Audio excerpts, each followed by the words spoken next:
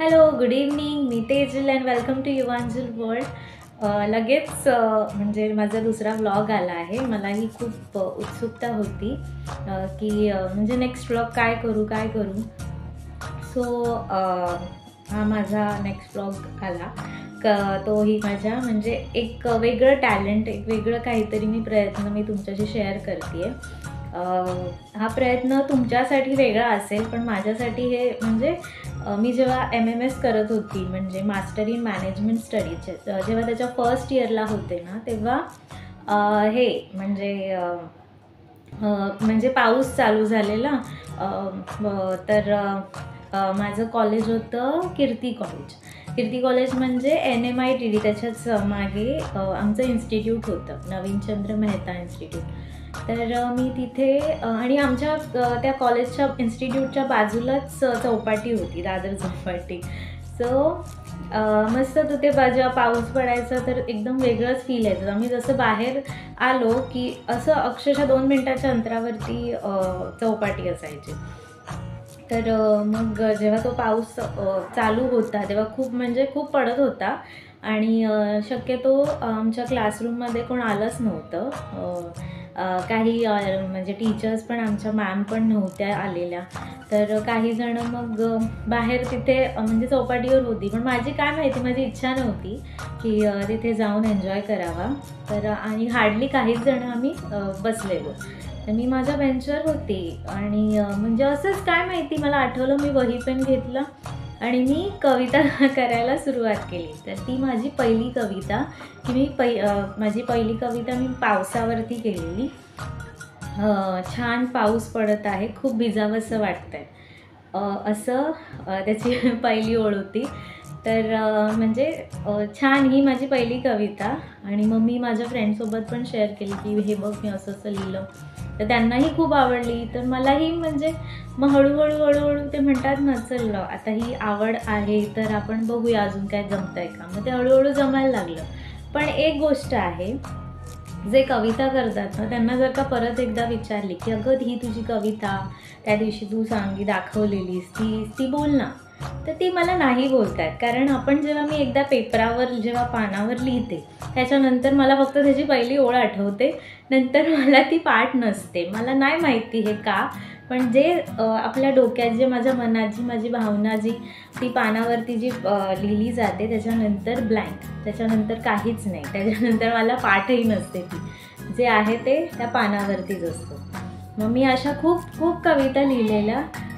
एक रात्रवर केलेली, एक अजून भावावरती केलेली ती म्हणजे माझ्या भावाची एंगेजमेंट होती तेव्हा ती त्याच्यासाठी डेडिकेट केलेली.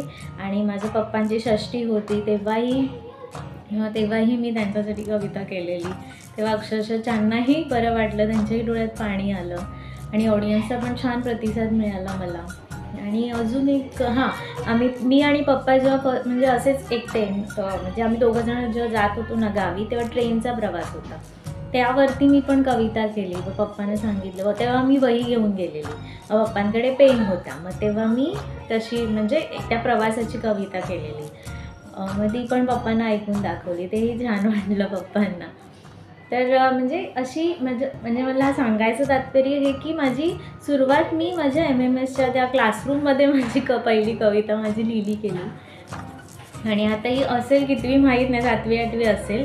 तर असंच मनात, म्हणजे आत्ताची जी सिच्युएशन आहे, जशी मी या स्टेजला आहे की म्हणजे एखादी मुलगी कशी पहिली आईवडिलांची असते, आता नंतर तिचे फेज चेंज होत राहतं. मग ती कॉलेज लाईफ एन्जॉय करते, मग तिचं लग्न होतं, मग ती नवऱ्याची होते, असे.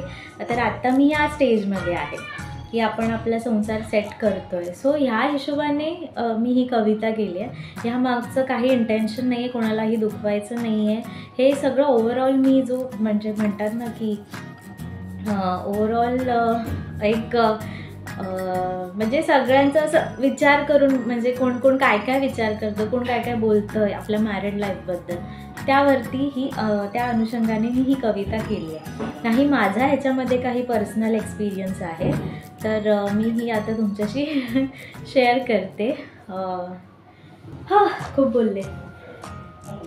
तर मी हे सांगेन की माझी पाठ नाही आहे, मी जस्ट आता म्हणजे मुलाला शिकवता माझ्या डोक्यात ही कल्पना आली की चल आपण हा नवीन एक अटेम्प्ट करू शकतो आपण आहे तर मी ते 15-20 मिनटामध्ये ही लिहिली. त्याचं टायटल आहे सासर माहेर तारेवरची कसरत. तर आता मी सॉरी माझं नाही पाठ आहे आणि तेवढा वेळ पण नव्हता पाठांतर करायला. जे आहे ते मी तुमच्याशी बघा आणि ती पण पेन्सिलने लिहिलं आहे, तुम्हाला जर दिसत असेल तर मी बोलून दाखवते आणि नक्की मला सांगा की कशी वाटली. सासर माहेर करता करता होते कसरत तारेवरची. सासर माहेर करता करता होते कसरत तारेवरची. ही कविता आहे प्रत्येक लग्न झालेल्या मुलीची. लग्नाआधी घाई असते सासरी जायची. लग्नाआधी घाई असते सासरी जायची. लग्न झाल्यानंतर कळतं ओढ माहेरपणाची. ही भाजी नको ती भाजी नको माहेरी होतात चोचले. ही भाजी नको ती भाजी नको माहेरी होतात चोचले आणि आता तीच भाजी जबरदस्ती खावी लागते. घरी कधी येणार ग असा रोज फोन असतो आईवडिलांचा.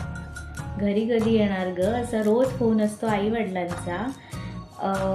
मुलाचं स्कूल आहे, ह्यांचा डब्बा आहे अशी कारणं सांगावी लागतात मला त्यांना.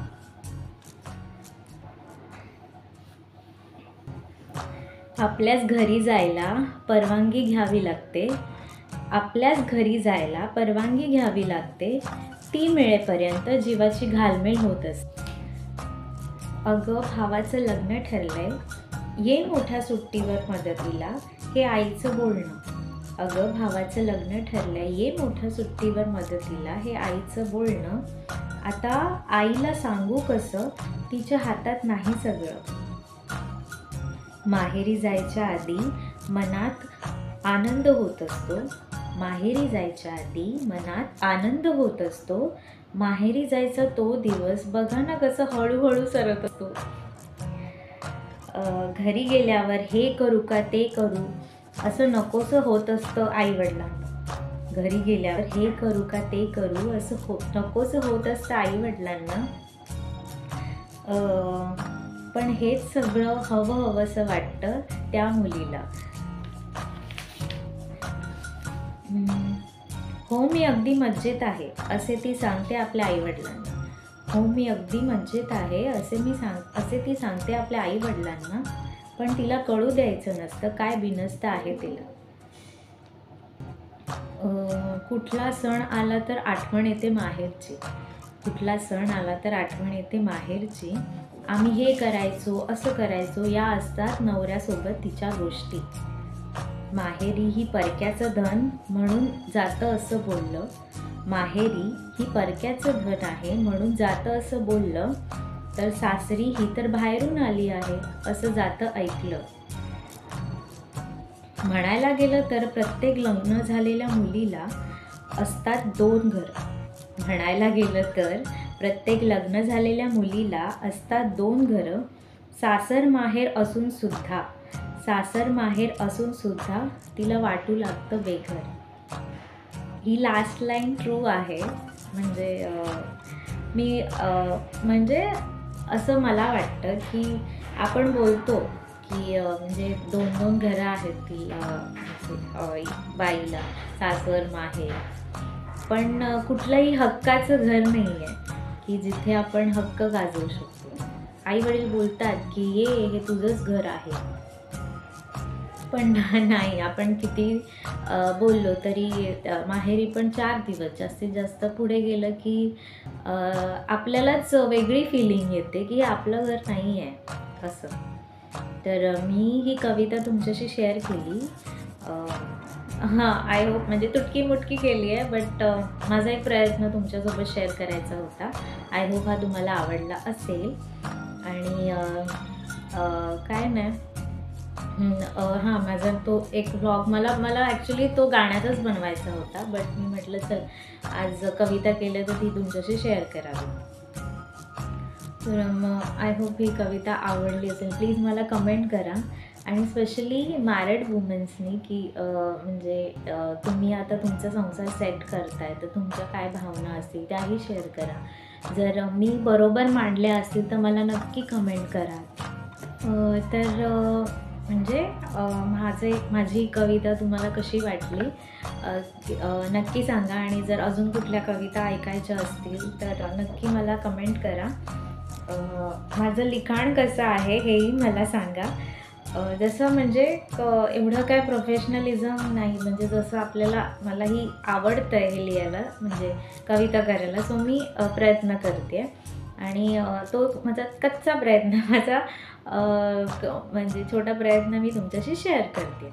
बाकी म्हणजे असं तुम्हाला दाखवायचं आहे की काय काय म्हणजे करू शकते असं काहीच नाही आहे. त्यामुळे तो अर्थ अजिबात काढू नका. नाहीतर म्हणजे काहींना असंही वाटू शकतं ना की अरे उगाच हे म्हणजे सिंगिंग झालं, आता कविता ते पण हे करते. म्हटलं असं शो ऑफ करण्यासाठी मी नाही करत आहे. मी माझी जी आवड आहे ती तुमच्याशी शेअर करते.